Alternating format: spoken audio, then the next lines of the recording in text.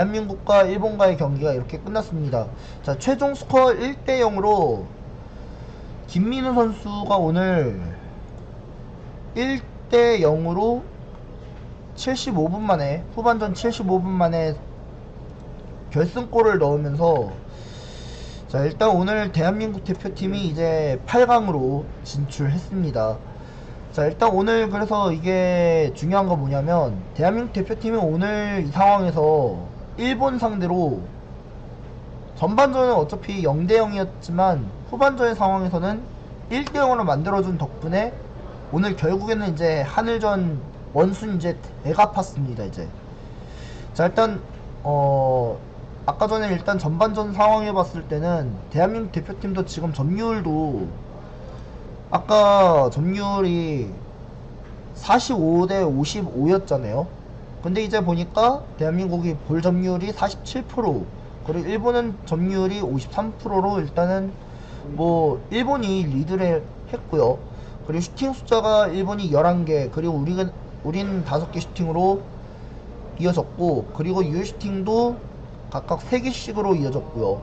그리고 뭐 아시겠지만 파울이 15개에다가 지금 이제 일본은 파울이 8개, 그리고 경고가 각각 한 장씩 있어갖고는 뭐 그래도 김동진 선수가 처음으로 옐로우 카드를 받았을 때부터가 좀 약간 좀, 설마 경고 누적 때문에 못 나오는 거 아니겠지? 설마 경고 누적 받으면 이제 다음 8강에도 못 나오나?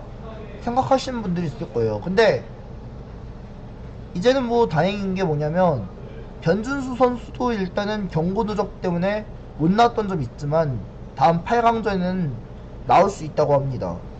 근데 안타깝게도 뭐 나오지 못했던 선수들 가운데는, 지금 우리나라 선수들 가운데 보면 지금 이제 부상 때문에 나오지 못한 선수들이 많아서 그렇지만, 근데 여기서 중요한 게 뭐냐면, 오늘 그 상황에서 경기에서 로테이션을 좀 돌려놔야 되는 생각이 좀 들어야 되거든요. 근데 일단 여기서 중요한 게 뭐냐면, 뭐 아시안컵에서도 물론 여기서 이강휘 선수가 그래도 잘한 것 같아요. 솔직히 뭐 일본전은 그래도 무조건 잘 잡아낸 것도 괜찮긴 했지만, 근데 막상 좀 실수가 있었긴 했고요. 그리고 약간 좀 불안한 요소가 있었긴 했는데, 근데 일본 대표팀도 물론 잘했긴 했습니다. 근데 여기서 중요한 건 뭐냐면, 뭐 만약에 비겼으면은 무조건 이제 1위 확정이나 마찬가지잖아요. 근데 이제 나머지 경기를 봤을 때는, 만약에 이겼으면 우리가 조별 1위로 이제 8강 가서 인도네시아와 만났을 수도 있는데, 만약에 여기서 일본이 이겼다면은 우리도 이제 조별 2위로 가서 이제 A조 1위 팀인 카타르와 만날 수 있을 뻔했거든요. 진짜 카타르와 만났을 줄 알았는데, 야, 근데 이것까지 다행이라는 거 생각해야 될 것 같습니다. 근데 어차피 우리가 정상빈도 잘했긴 했고, 홍시우 선수도 잘했고, 홍현상 선수도 오늘 기가 막히게 잘했는데, 근데 문제는 수비가 약간 불안하기도 했었습니다. 근데 불안했었고, 근데 일단 저는 생각해보니까 대한민국 대표팀 선수들도 물론 다 잘했긴 했는데 실수만 안 나왔으면 좋겠고, 근데 볼까지는 오히려 상대팀한테 뺏겼다가는 역습 찬스에서 상대가 오히려 먼저 허용했다면 진짜 이거 대참사가 나올 뻔했거든요. 근데 이제는 무엇보다 중요한 건, 우리 수비진들은 뭐 그래도 잘한 것 같긴 했는데, 장시영 선수도 잘했고 최강민 선수도 잘했는데마다 좀 너무 부족한 부분도 있었고요. 근데 김동진 선수도 잘했긴 했지만 아쉬운 부분만 있다면은, 그래도 경고만 안 받았으면은 그래도 무조건 끝낼 수 있던 경기였는데, 그래도 뭐 김동진 선수도 오늘 역할은 너무 잘했습니다. 태클도 잘 걷어냈고, 뭐 슬라이딩 태클은 그래도 너무 일품이었어요. 근데 무조건 여기서 중요한 게 뭐냐면, 백종범 골키퍼가 오늘 혼자서 선방쇼 너무 잘 막았긴 했어요. 진짜 확실히 백종범 아니었으면은 이거 동점골 갈 뻔했다. 그리고 뭐 일본이 2대1로 갈 뻔했다 생각했거든요. 그래도 너무나 잘한 건 백종범 골키퍼가 혼자서 침착하게 다 잘 맞고, 오히려 펀칭도 오히려 기가 막히게 했지만 좀 불안하게 했었긴 했고요. 근데 일단 상대가 어떻게 나오든 간에 경기 상황에서는 그래도 실수를 가야 되는 게 중요합니다. 실수를 우선 좀 줄여가야 되고, 그래야 우리가 다음 8강이든 4강이든 간에 무조건 잡아야 되는 쪽은, 물론 이제 누가 됐든 간에 될 수밖에 없잖아요.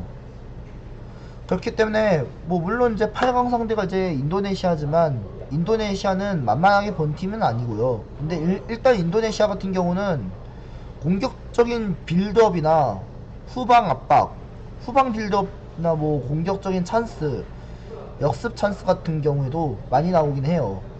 특히 일단 인도네시아 같은 경우는 솔직히 말씀드리자면, 인도네시아는 만만한 팀은 아니기 때문에 절대 방심시켜서는 안 되고, 게다가 신태용 감독과 황성문 감독과의 맞대결도 상당히 좀 기다려질 수밖에 없긴 하고요.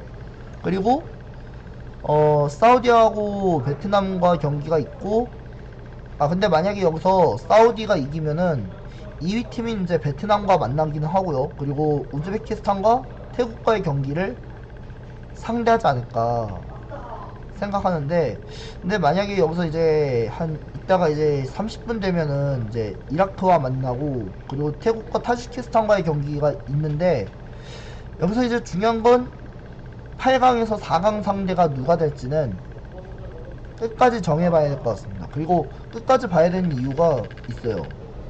4강 상대가 누가 될지가 중요하고, 게다가 아까 전에 말씀드렸던 게 뭐냐면, 인도네시아도 솔직히 만만한 팀은 아니기 때문에 좀 조심해야 될 게 있습니다. 근데 뭐 인도네시아도 솔직히 말해서 강한 압박을 좀 주는 선수들이 많아요.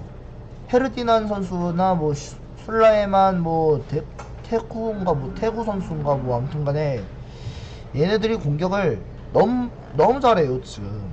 근데 상대가 지금 신태용 감독이 이끌고 있는 인도네시아 대표팀도 호락호락하게 당한 선수들이 아니기 때문에, 일단 조심해야 될 선수들은 뭐 11번의 스트라이크 선수나 뭐 술라에만 선수나 뭐 허보나 선수 같은 경우도 일단 조심해야 될 필요가 있습니다. 근데 우리도 뭐 물론 인도네시아를 잡을 수 있는 대책이 있고, 근데 뭐 물론 한때는 뭐 이제 인도네시아를 어떻게 잡을까 이런 생각을 해야 돼요. 진짜 분석은 해야 됩니다.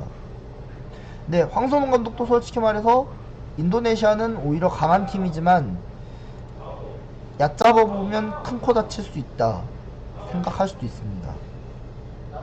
아무튼 일단 우리도 이제 다음 주 금요일 날에 이어지는 이제 새벽 2시 30분에 이어지는 경기가 이제 인도네시아와의 8강과의 경기가 있고, 그 다음에 이제 만약에 8강에서 이제 준결승으로 간다면 뭐 우즈베키스탄이 되든 뭐 사우디아라비아가 되든 간에 우리는 이제 바랄 건 있어요. 바라는 거 뭐냐면 3위 안에 들어야 된다는 점. 그래야 우리가 3위 안에 들어야지만 시드 배정을 좀 받을 수 있잖아요. 근데 만약에 우리가 우승했다면 뭐 시드 배정을 한 A조로 갈 수도 있고 B조로 갈 수 있고 C조로 갈 수 있는데, 우리는 그저 우승보다는 3위까지는 갈 수 있습니다. 그래도 뭐 무엇보다 이제 3, 4위전 가서는 3위 안에 확보해야지만 그래야 우리도 시드 배정을 한 D조까지는 바라볼 수밖에 없지 않나 생각합니다. 그렇기 때문에 일단 다음 주 금요일 뭐 새벽 2시 반? 그래도 뭐 해볼만 하죠. 그래도 기대해볼 만한 가치가 있고, 그래도 우리는 끝까지 밀어붙이지 않는 게 우선적이다. 이렇게 일단은 오늘은 여기까지 하도록 하고요. 그리고 무엇보다 중요한 게 있는데, 뭐 인도네시아도 일단은 경고가 있고요. 근데 인도네시아도 솔직히 말해서 경기가 오히려 쉽게 내세울 수 있는 팀은 아니기 때문에 항상 조심해야 될 거는 인도네시아가 수비나 공격적인 패턴도 다 읽고 있어요. 그렇기 때문에 수비나 공격적인 패턴을 읽고 있으면은 우리도 무조건 집중적으로 가야 될 수밖에 없다. 오늘 일단 여기까지 하도록 하겠습니다.